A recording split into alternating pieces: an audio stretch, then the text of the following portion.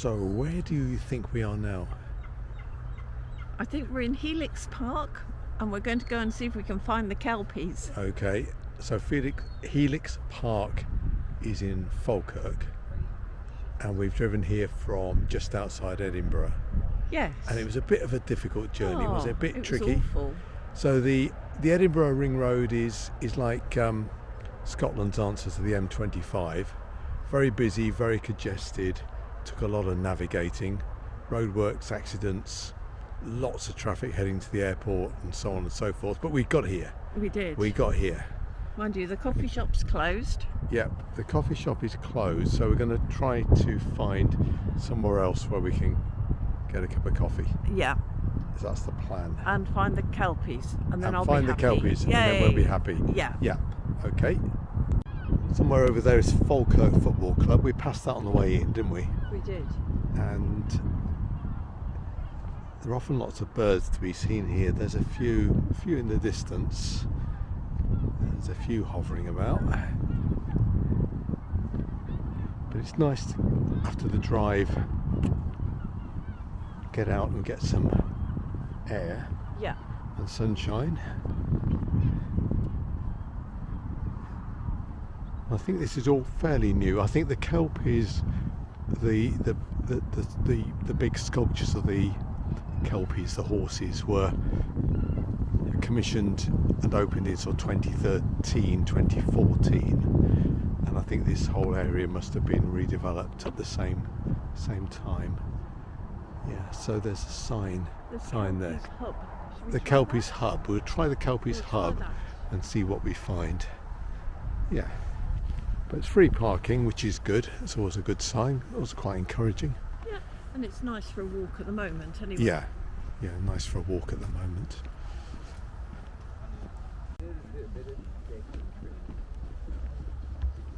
Just do a little bit through here. Oh, some small birds down there. Oh, there's quite a few birds down there. Look, there, look. Oh yeah, they're not happy. They're not happy. Hello. There's a swan and one cygnet. Yeah, they're not happy. The bulrush, yeah, all these different rushes are superb, aren't they? There's some more swans out there, look further out. Perhaps that's the rest of the family group, is it? Yeah.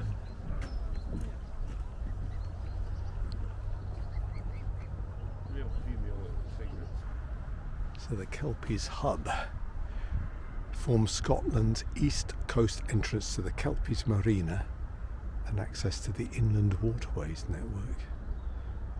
So we parked up at Helix Park. Yes. There is another car park sort of down here then, so we parked further back, which is fine because it's a lovely day. So it's nice to have the opportunity for a walk. Press on. Yes. No, it's nice as it's a lovely day. So it's a bit cold, bit of a cold breeze, but lovely sunshine. Yes. And then we get the first view. Actually, it's a good view from here, isn't it? It's actually quite a good view. So that's our first view of the Kelpies with the hills in the distance. That's lovely with the hills. That's really good. So they're designed by, I think, somebody called Andrew Scott. 100 feet high. Yes. 30 metres, Yeah. and the Kelpies are mythical creatures that often take the form of a horse, but they have the power of 100 horses and they can shape shift. And so that's what they're based on, these legendary mythological figures.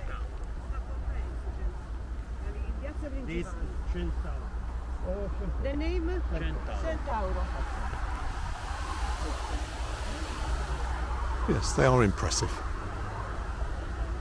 And it's quite nice when you walk along, you don't see them until you get to this point and then you get a view.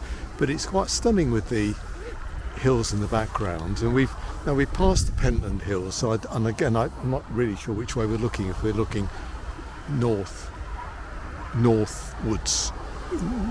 probably northwest, aren't we, into Scotland, I think. Yeah, those are the ones, I think, called it Ochil. They're behind... Ochills.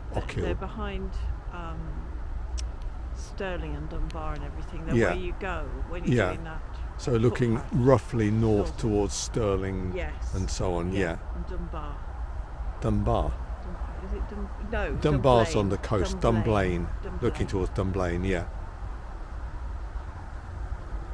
So this then is, I hadn't realised then we would also meet the canal, and somewhere down there is the boat lift, which is also known as the Falkirk Wheel, which is a marvel of engineering, which we might go and see. We might get a chance to go and see before moving on. So we're going to have a look at closer look, shall we? Yeah, that'd be excellent. They are very impressive. I suppose they're sort of Scotland's answer to the Angel of the North, They are. just in Gateshead. Yes. Rather like that. And we can hear the M9 motorway. Can't quite see it, and that's the main road north towards, where does it go, the M9? Perth and beyond? Yes, I think so. Yeah. Oh, we can see, I think that's the motorway just the other side there. So it's, yeah. So it's, you got a bit of background noise with the traffic. Yeah, they're impressive structures. A few people moored up on their boats, and you can always hire one of these rickshaws. Look, and they'll take you for a little ride around the park if you're don't feel inclined to walk. Hi, morning. Hi.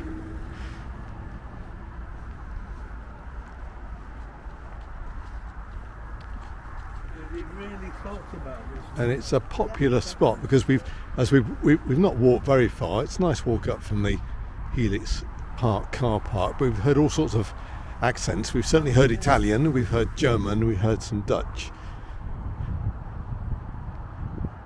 So I think behind us is the Tours Cafe and Shop, and I'm not quite sure what is down at that building down there. Well, on the map that said cafe. So we'll go down there first, and we can always stroll back. Yeah, so the motorway is actually very close now. We can see the traffic heading north into deeper central Scotland.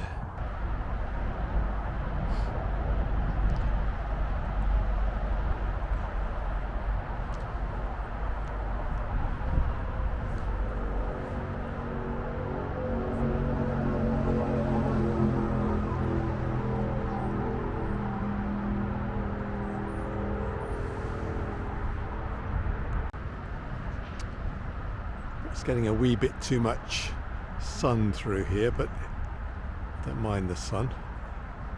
So the sculptures are partly in tribute to the many great horses that have powered Scottish industry and agriculture in terms of coal mining and pulling wagons and trucks and trains and coal barges and ploughs and so on. So, and the models were two original working horses, Duke and Baron. Yeah, so there's a good map in the little visitor centre, which is free to come in, and it explains a little bit about the fact you've got the River Carron that goes out into the River Forth. You've then got the Forth and Clyde Canal, which is now joined by an extension to the River Carron, and then you've got the Union Canal. And I think our understanding is that the canal system was a way of linking ultimately Edinburgh and the towns and cities on the east coast or eastern side of Scotland through the central belt of Scotland through to Glasgow and the west coast. So it links them all together. Because I think almost 80% of the people in Scotland, might be more, 80% or more, live in the central belt, don't they? This area between Edinburgh on the east and Glasgow on the west side. and this was always the big, powerful industrial area. And Falkirk lies, it's probably about 20 miles west of Edinburgh, something like that. Yeah. Yeah. And the Antonine Wall, which was the Hadrian's Wall of the Scottish Hadrian's Wall, Oh, its yeah. days marked on there and follows its Yeah. central belt as well. Yeah, so the Antonine Wall, is a lot further north than Hadrian's Wall, and it marks really the most northerly point ever of the Roman Empire. So quite a long way north. Yeah, so I've got a better sense of the geography now. Yeah. So all being well, we are going to go. Do you want to point it out? We're going to go from the Helix Park and the Kelpies, and we're going to just make our way to the wheel, which lifts boats then from the Union Canal up to the Forth and Clyde Canal, or vice versa. We'll find out. I didn't realise that, because I thought it went from a river to a canal, but it's obviously joining two canals. So. Yeah. And there's Falkirk Football Stadium. We passed that on the way in. We did. Yeah. We weren't meant to pass it on the way in, but we did. Yeah. It's a very good drive, about 15 minutes drive from the Kelpies, sort of across Falkirk to this location where we're going to find the Falkirk Wheel, the boat lift. And the parking here, there's plenty of parking. It's £3.50 to park. Yeah. And we just got to find somewhere to put in our number plate and pay for our parking. So we'll do that in a moment or two, and then we'll go and have a look at the boat wheel and the canal. Yeah. Sounds good. And it was pretty easy journey. It was well signposted. Getting to the Kelpies was harder because there were roadworks nearby, and therefore the local road signs had gone. They'd all sort of been taken down, hadn't they? But it was a bit easier to get here. Yeah. Now what we're visiting today is all pretty new. It's been around the last 10, 20 years or so. So obviously when I came here with my mum and dad in 1974, none of this existed, and certainly what my mum and dad chose to do is they drove from North Berwick to Braemar, which is sort of north of Perth, north of Pitlochry. Yeah, it is. They drove that in one day, and we stopped at Braemar. So we had, after leaving North Berwick, we went straight up to Braemar, across the Firth of Forth, across the road bridge, and then quite a long way north. Well, we are going to Braemar, but we're going to Braemar tomorrow. Yes. But it's too good an opportunity to miss, to come and see these places in Falkirk. Yeah. So there we have a boat up in the boat lift, and I think that's the sort of craft that you can go in. You can go in and in effect have a ride on the boat lift. That's what that looks like. So not sure we're going to do that. No. We might do, but I doubt it. This is the canal. That up there is the canal. So there's the canal right up the top there, and then the boat lift obviously will take the vessels down to the lower level. So we're going to have a proper look at that in a moment. There's a little bit of detail here about it, which is good. There we go. So there's a little bit of an explanation.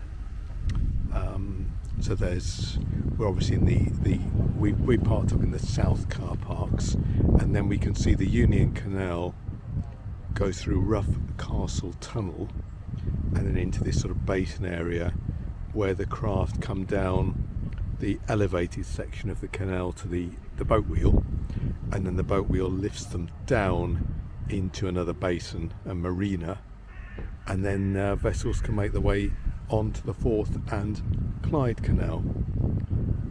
So I think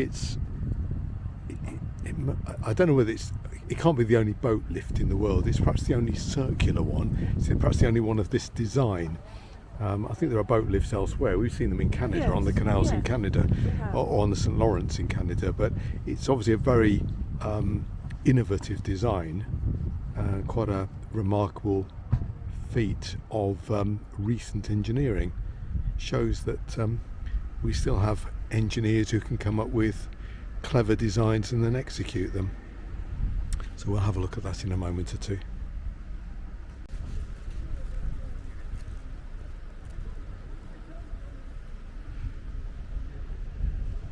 There's quite a few people here. Again, it's a decent enough day, and it's obviously quite an attraction. And being quite near the Kelpies, you can obviously visit both quite easily. So this is the lower point. So is this down to the Forth and Clyde Canal then? Yeah. So yeah, they're just getting people on board for this little pleasure trip.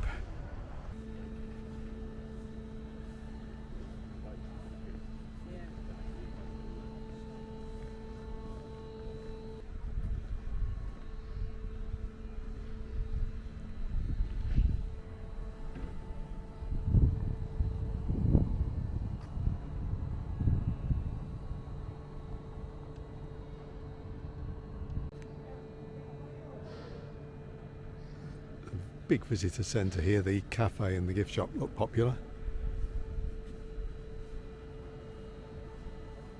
And there's a vessel making its way down. So this is just taking people on a little tryout, a little go on the wheel. So they're going to give this a go. So we might get a chance to see it in operation. We will see. Narrowboat is making its way nicely into the lower chamber. People don't look too... They look nice and calm. They don't look too green-faced or worried, do they? No, they look fairly calm. Yeah, they look good. They are looking good.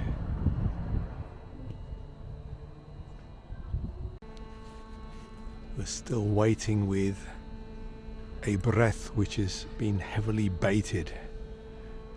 I think we might have needed to wait for a vessel to go into the top, but we'll see. It's impossible to see from here whether anything has gone into the top section ready to come down. But there's been a little bit of extra noise, bit of chatter on the radio. Few bumps, bit of bumping and grinding. Oh, this sounds... Oh, I was going to say this sounds promising, but it was a little premature there. Sounding a bit rough and ready. Now, are you excited? I am excited. Are you looking forward to it going up? I am indeed. But you've been waiting a long time for it to go up, and it's still not gone up. No, it might be broken. It might be broken, and even when it's gone up, it might still be a huge disappointment to you. Then I'll be able to have a cup of tea. Yeah, I'm looking forward to a cup of tea. Yeah. Once we've seen it go up, once it's gone up, you'll be happy, will you? I will. Once it's gone up, I will. Once it's gone up nicely, It will be nice and to then, see it go and up. then you can have a cup of tea afterwards. Yeah. You're going to get yourself banned from YouTube. You are.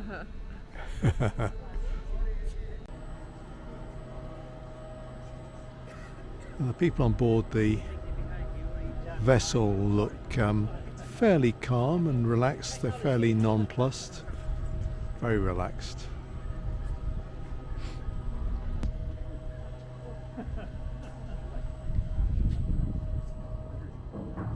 Yeah, it's obviously just it's a big bit of kit, but essentially it's huge, great cogs and wheels.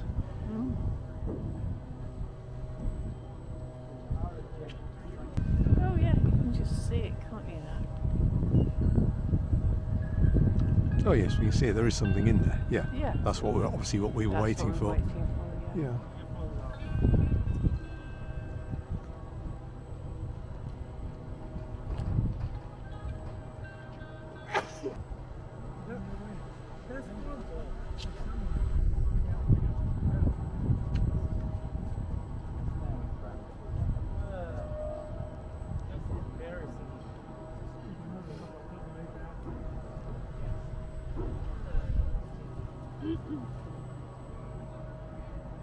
It's almost completed its revolution.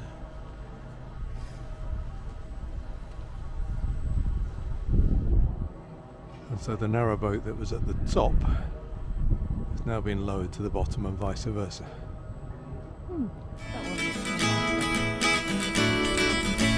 Yeah, it's obviously just designed for these little ships on the wheel.